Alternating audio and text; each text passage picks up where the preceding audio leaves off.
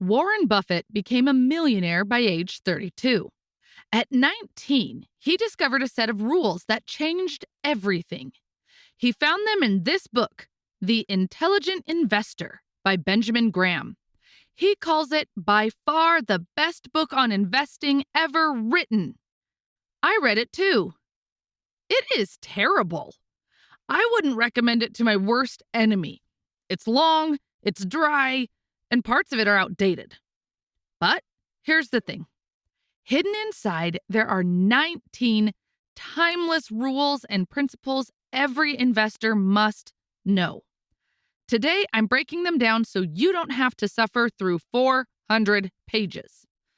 Let's start with Rule 1. Never pay full price.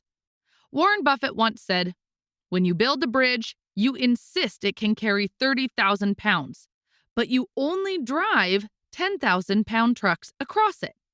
Your investments need the same safety buffer. This is called margin of safety in investing. If a company is worth $100 per share, don't pay $95. Pay $60 or $70. Give yourself room for error. Because you will make mistakes. The company might be worth less than you thought. The economy might tank. Warren Buffett made billions following this rule, buying $1 for 50 cents. So, before investing, ask yourself, am I getting a discount? If the answer is no, consider waiting for a better opportunity. Rule 2. Your partner is drunk. Ignore him. Imagine you own a business with a partner named Dave. Every single day, Dave shows up drunk and offers to buy your share of the company. Monday, I'll give you $500. Tuesday, actually $50. Wednesday, how about $5,000? Would you sell based on Dave's crazy offers? Of course not. You know what your business is actually worth. This is exactly what the stock market does every day. Smart investors ignore these mood swings.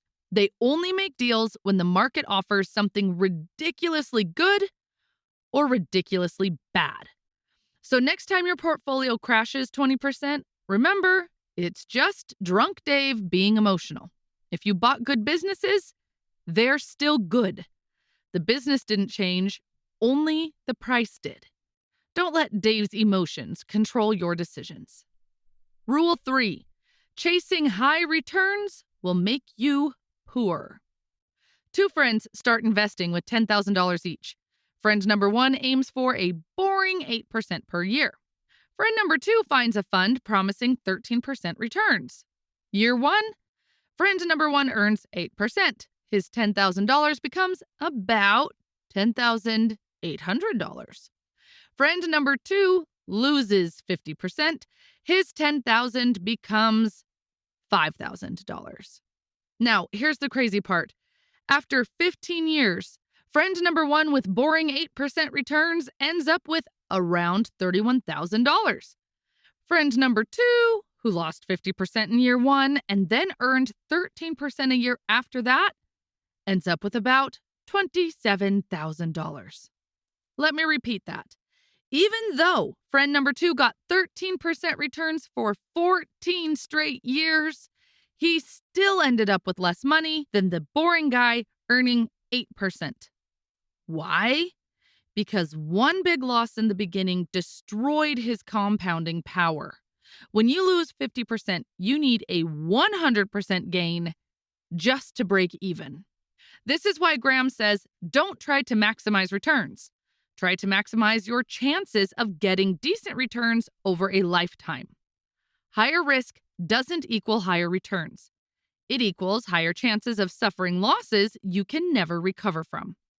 Set a target of 8 to 12% per year. What if someone promises much more? Ask yourself, what's the catch? There's always a catch. Rule 4. Think like a business owner. Imagine Tim Cook, the CEO of Apple, walks up to you and says, "Want to become my business partner? You put down the money, I run the whole business, we split the profits." You would do it, right? Here's the thing. Buying Apple stock is like becoming Cook's business partner. You're just getting a tiny slice of the company instead of 50%. But most people don't get this. They think stocks are just numbers that go up and down on a screen. They don't treat it like buying a business. For example, if your buddy wants to sell you his pizza shop, you'd study everything first. You'd spend weeks counting the customers, checking the books, tasting food. You'd study everything before risking $50,000. But Tesla stock? You read one tweet and hit buy for $10,000. Graham says a stock is a business. When you buy Apple stock, you own a tiny piece of Apple, the company. This changes everything. You stop watching prices all day. You become a business owner. Business owners get rich. Price watchers get broke. Before your next stock purchase, pretend you're buying the entire company. If you wouldn't buy the business itself, don't buy one share either. Rule 5. Smart doesn't mean rich. Isaac Newton could calculate how planets move through space with perfect accuracy. But when he put his money in the stock market, he got completely destroyed. After losing a fortune, Newton muttered, "I can calculate the motions of the heavenly bodies, but not the madness of the people." Let that sink in for a moment. One of the smartest humans who ever lived, and the market chewed him up. Why? Because investing isn't about IQ. It's about controlling your emotions. Newton was brilliant, but brilliance can't stop fear and greed from destroying you. This is why your genius friend with a Harvard degree loses money while your simple mechanic friend becomes a millionaire buying rental properties. Being an intelligent investor has nothing to do with brain power. It's about patience, discipline, sticking to a plan when everyone else is losing their minds. In investing, smart doesn't equal rich. Steady equals rich. Rule 6. Pick a side, passive or active, no in between. Graham says there are only 2 types of investors who make money. Type 1, the lazy guy. He admits he's busy, buys boring index funds, never checks prices, sleeps well at night. Type 2, the obsessed guy, treats investing like a full-time job. Most people are stuck in the deadly middle. They think they can beat Wall Street pros with weekend homework and YouTube videos. Pick a side. Either admit you're busy and buy passively managed index funds, or go all in and become a research machine. So be honest. How many hours do you actually spend researching investments each week? If it's less than 10, stop picking stocks and buy index funds. Rule 7. Your emotions are trying to make you poor. Your emotions are perfectly designed to destroy your money. Fear makes you sell when everything crashes. Greed makes you buy when everything's expensive. FOMO makes you chase whatever's hot on Twitter. You're literally programmed to buy high and sell low. The intelligent investor has no interest in being temporarily right. To reach your long-term financial goals, you must be sustainably and reliably right. The market is like a crazy person. Some days it's depressed and sells Netflix for cheap. Other days it's manic and pays stupid prices for garbage. Smart investors are therapists. They stay calm and make money off everyone else's breakdowns. The market transfers money from emotional people to patient people. Think about your worst investment ever. What emotion drove that decision? Fear? Greed? FOMO? Panic? Now you know your weakness. Next time you feel that emotion, do the exact opposite. Rule 8. Don't mix gambling with investing. You flip a coin and bet $1,000. That's gambling, right? Now you buy Tesla stock because it's going to be the moon, and everyone on Twitter is buying. What's the difference? Graham would say there's no difference. Here's his brutal definition. An investment operation is one which, upon thorough analysis, promotes safety of principal and an adequate return. Operations not meeting these requirements are speculative. Most people think they're investors, but they're actually speculators.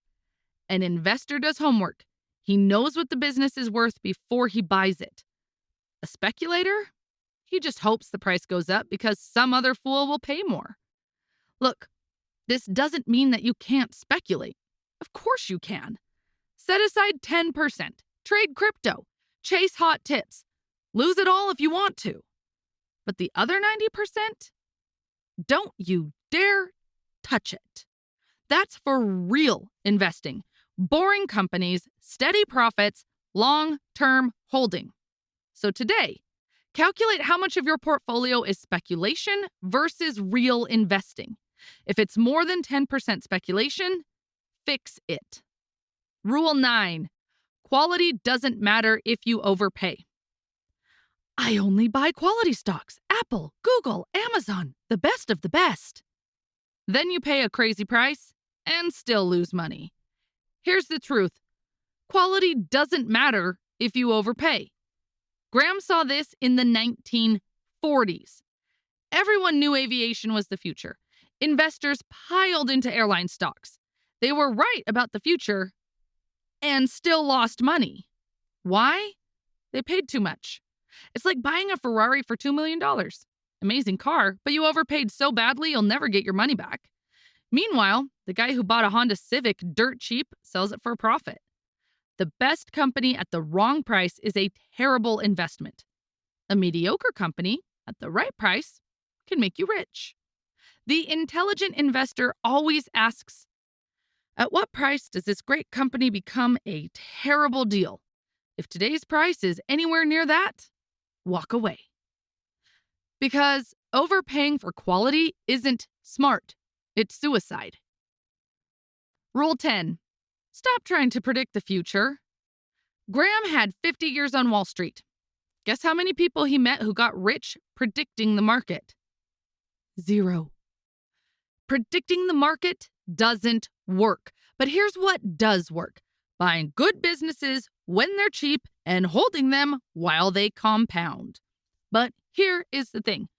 I personally don't know how to find those good businesses cheaply. And I have no time to master that skill.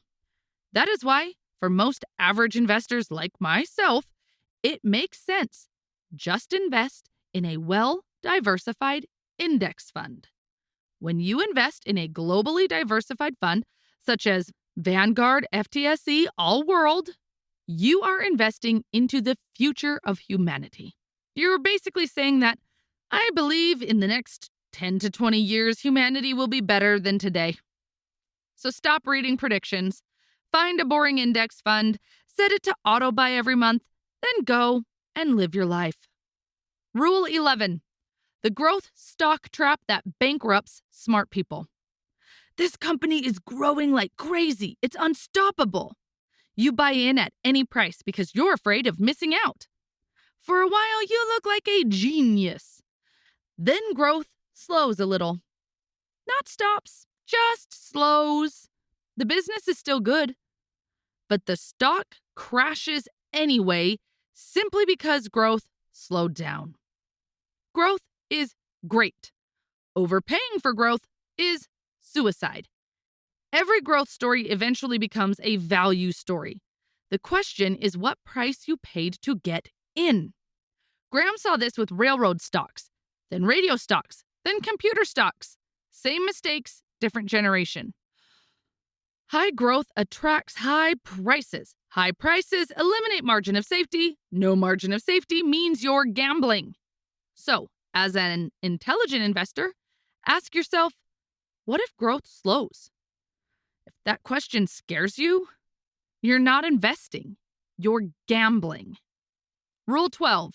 Diversify across different industries. You own 50 different stocks because diversification reduces risk. So you buy Apple, Microsoft, Google, Netflix, Tesla, Amazon. Congratulations. You just bought the same thing 50 times. Tech stocks move together most of the time. Real diversification isn't owning 50 companies in the same industry. It's about not putting all your eggs in baskets that break at the same time. For example, during the pandemic, all your restaurant stocks crashed together. That's why Graham recommends investing across different industries, different business models, different risk exposures. So, look at your portfolio.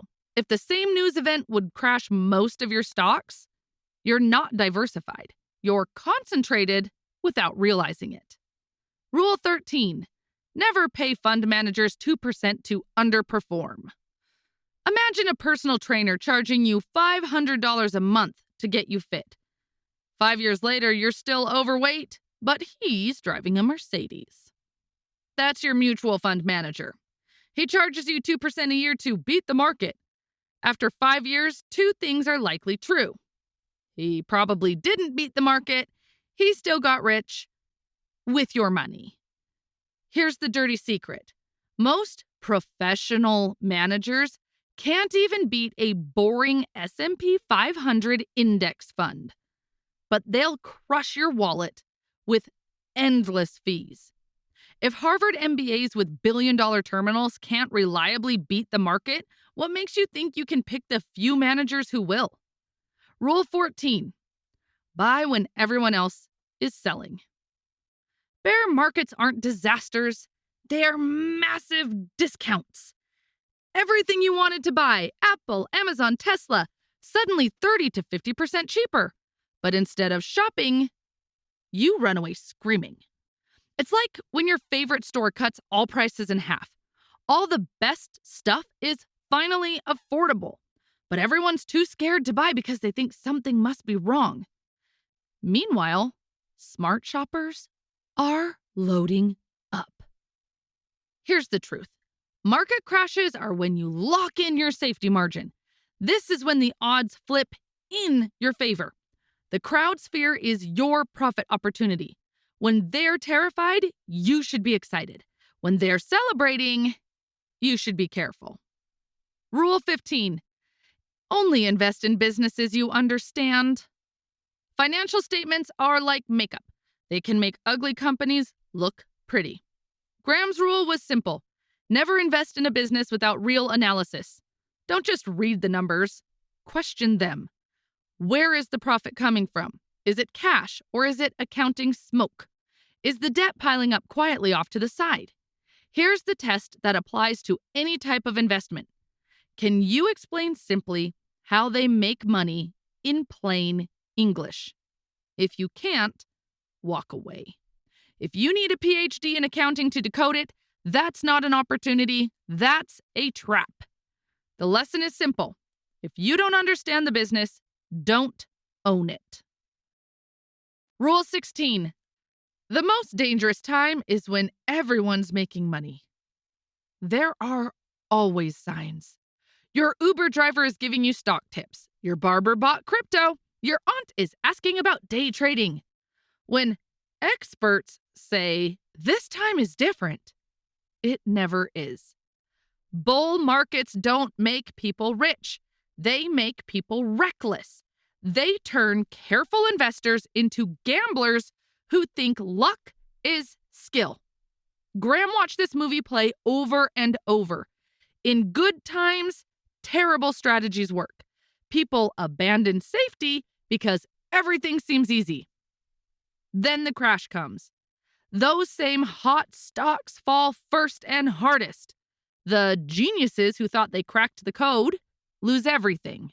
Meanwhile, the boring investor who stuck to basics is still standing. It's human nature to feel left out when everyone's celebrating. But remember, the louder the party gets, the closer it is to ending. Next time you're tempted to jump in because everybody's getting rich, that's your signal to be extra careful, not extra aggressive. Rule 17. Invest the same amount every month. Dollar cost averaging. Your busy friend invests $500 every month in an index fund. Never checks prices, never times the market, never picks individual stocks. Your other friend spends hours researching, following financial news. After 10 years, guess who has more money?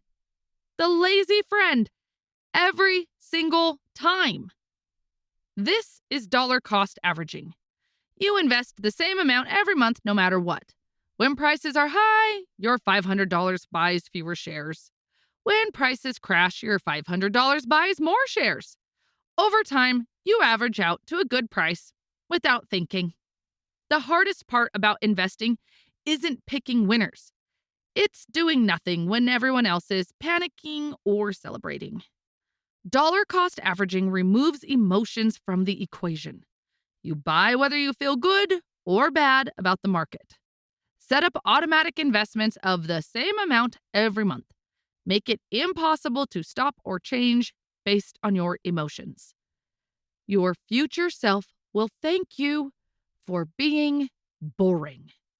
Rule 18. Keep your money in assets that beat inflation. Most people think keeping money in cash is the safe move. No crashes, no scary headlines. But here's the trap. Inflation. It doesn't scream like a stock market crash. It steals quietly while you sleep. Graham warned about this decades ago. Cash feels safe, but it guarantees loss. A strong company can raise prices when costs rise. McDonald's can charge more for burgers. Your savings account can't protect itself. People think stocks are risky because they bounce around. In truth, cash is riskier because it shrinks in value every single day. The real question isn't, will I lose money in stocks? The real question is, how much am I already losing by hiding in cash? Rule 19. Track net worth, not salary. Wealth is measured by net worth, not by income. It has always been like that and always will be. Your salary doesn't make you rich. Your assets do. A doctor making $25,000 per month who spends $24,000 is poorer than a plumber making $5,000 per month who saves $2,000. The wealth formula is simple. Add up everything you own: cash, investments, real estate, business, home. Then subtract everything you owe. What is left is your net worth. Most people optimize for income. Rich people optimize for net worth. Income is what you make. Net worth is what you keep. Calculate your exact net worth today. Then draw a vertical line. Write 0 at the bottom and your net worth goal at the top of the line. Then add your current net worth to that scale. See how far away you are from your goal. Check this scale every month. If it's not growing, your high salary is meaningless. If you liked the video and want to see more financial book summaries like this one, just click on the playlist you see on your screen. Thanks for watching.